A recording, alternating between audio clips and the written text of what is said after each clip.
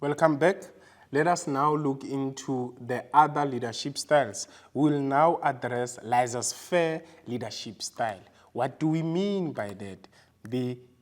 This is a leadership style whereby the leader would allow employees to make decisions on their work methods. So basically what happens here is that the leader would be delegating a task to their followers.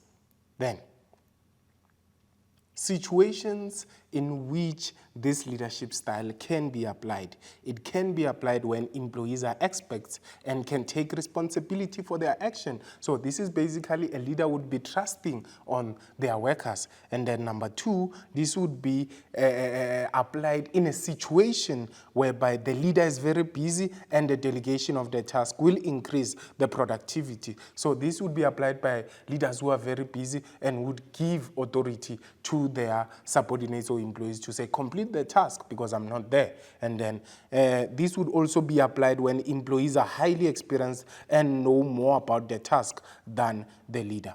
Then we look now into the positives and negatives. What are the positives? Employees here have maximum freedom and can work independently without the leader, meaning they cannot or they will not be monitored. And then another advantage is that the leader motivates workers by trusting them to do things on their own, meaning this would encourage as well creativity within the workplace, because now employees would be able to come up with new inventions or new ideas without any limitation from the leader. Then when we look into the negatives, lack of clear direction may be demotivating to employees. Some of the employees need direction. Some of the employees work better with instruction. So it means they will lack motivation to come up with ideas because they would not have a clearer picture on what is expected of them if they're working without the guidance of their leader. And then workers are expected to solve their conflict situation because remember, they were given power and the leader decided to delegate whatever task to them without the leader being there. So if a conflict is to arise, they have to solve it on their own, which can be negative for the subordinates. Charismatic leadership style now. This leader uses charm to influence his team to achieve business goals. What charm are we talking about here? This is a leader who would show their employees or subordinates how to do something before they can take it now to another level. So basically this leader would show employees the task and then say, you can also do it, and do it because I showed you how. But remember, do it in your own way. Hence, we talk about charismatic leader, the leader who uses charm in the way they do things. Then, when we look into the situations where charismatic leadership style can be used, it can be used when the leader is looking to sell the vision and achieve excellent results. That's one. Number two, when they want to motivate employees as the leader is very energetic. And then when they also want to inspire workers to work very hard. So that is a situation, or those are situations where this leadership style can be applied. When we look now into the positives of applying this leadership style, is that the leader is an expert at selling the vision and will achieve excellent results for the business. Number two, the employees are motivated as the leader is energetic. That is another positive. However, what are the negatives? The leader believes more in themselves than the team, which now becomes a problem because it doesn't talk to leadership, because leadership has to do with the leader being people-orientated. So this means now the leader does not really believe in their employees. And then projects can collapse if the leader is to leave the team. That becomes another challenge, because should the leader leave the team because they are too skilled, the project can collapse. Then, transactional leadership style.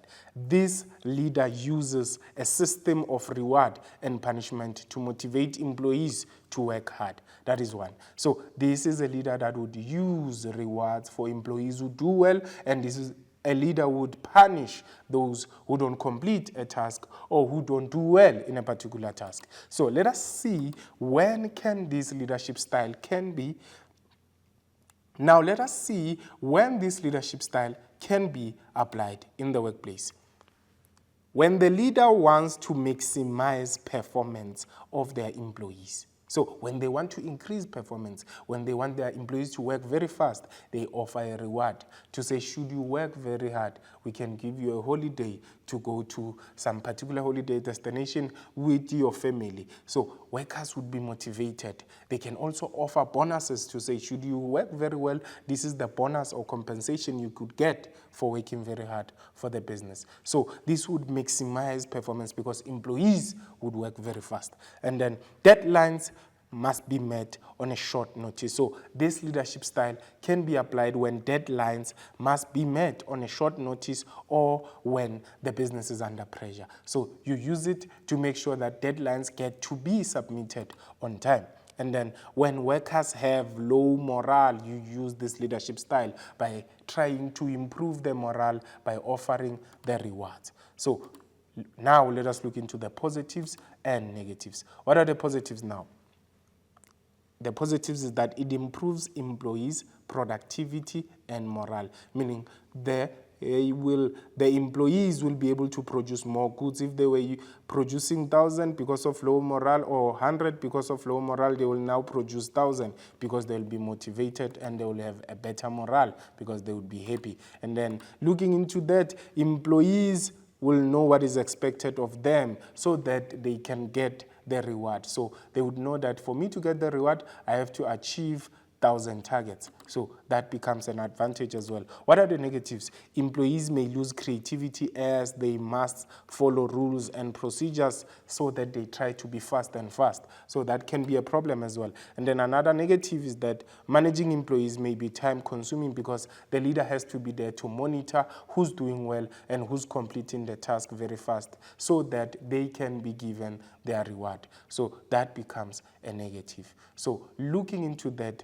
we have completed our leadership styles. Remember, we looked into democratic, we looked into autocratic, we also looked into laissez-faire and charismatic, and the last one is your transactional leadership style. So those would be basically your leadership styles. You should know what they mean, you should know the impact and situations where they can be applied. So with that being said, thank you for watching our lesson, hoping we have empowered you with knowledge.